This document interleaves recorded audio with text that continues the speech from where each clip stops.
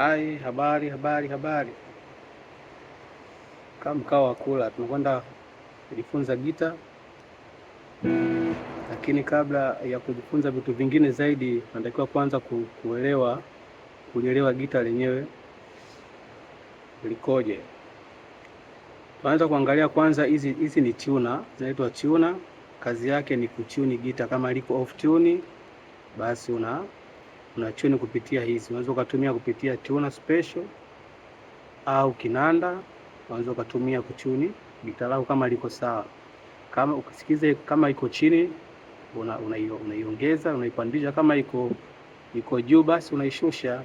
Kazi hizi ni kutuni gita lako liwe katika usawia mzuri. Hatua ya pili, hizi hapa ni pickup. Kazi yake hizi ni kama mic, kunasa sauti unazozipiga, basi hizi zinapokea kupiga nyuzi. Hizi ndo zinapokea kuzifanya zisikike hizi nyuzi. Hii hapa ni gia. Kazi yake ni kama kuweka rangi kwenye gita. Kwa kazi yake ni kama vile kuongeza ladha ya gita. Hii ni volume, na hii hapa ni toni. Una seti toni yako iweje, kama upunguze high kidogo, uongeze volume kana sikio lako unataka kusikia. Na hii ni selection, chaguzi. Ukipeka hapa kuna sauti yake, hapa na sauti yake. Kwa unategemea wewe unataka sikio lako linakwambia wapi patakufaa zaidi kucheza gita yako kwa uzuri. Kitu kingine tunakwenda kuangalia kitu cha muhimu. Tunatakiwa kabla ya kufanya chochote, kwanza cha kukielewa ni lazima uelewe key za nyuzi. Kishaelewa key, hii ni kigani, itakusaidia kwenye kuchuni na vitu vingine. Lakini pia tutakwenda kuangalia kingine, ni lazima ujue unachokifanya kwenye gita lako, na ili uweze kujua unachokifanya ni lazima ujue. Mfano ukisema hii ni kigani, lazima ujue. Ukibana hapa pia ujue kigani, hapa ujue kigani, hapa ujue kigani, hapa ujue kigani, hapa ujue kigani, mpaka mwisho. Ukivielewa hivi kwa ustadi, itakusaidia kuwa mpiga gita mzuri, kwa sababu utakuwa unajua unachokifanya kwenye gita lako.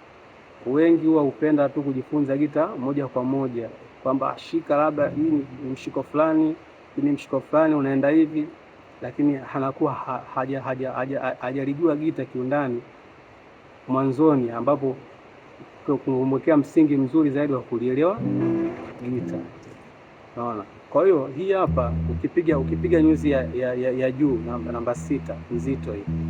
Hii hapa ni E. Ukipiga namba 5 hii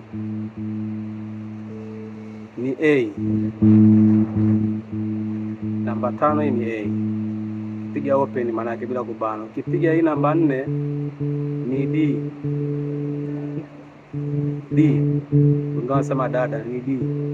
Ukipiga uzi namba 2 na ukipiga uzi namba 3 maana yake hii ni G. G, noti ya G.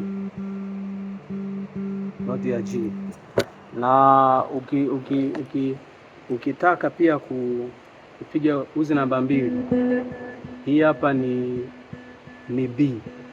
Piga open hivi ni E. Ukipiga namba 1 ya chini ni E pia inajirudia. Kwa hii itakusaidia ukielewa. Unaweza kumwambia kinanda nishikie G kwenye kinanda, akapiga ti, ukasikiliza ti inaenda sawa, ti kama hapa iko chini ti, nataka ile ti unaikaza kidogo ti mpaka iwe sawa na kinanda.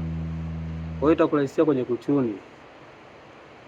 Kwa leo naomba tuishie hapa darasa letu, lakini usisahau kubonyeza kengele na notification ili uweze kupata haya mafunzo kila siku nitakapotuma, uweze kuyapata kwa urahisi zaidi.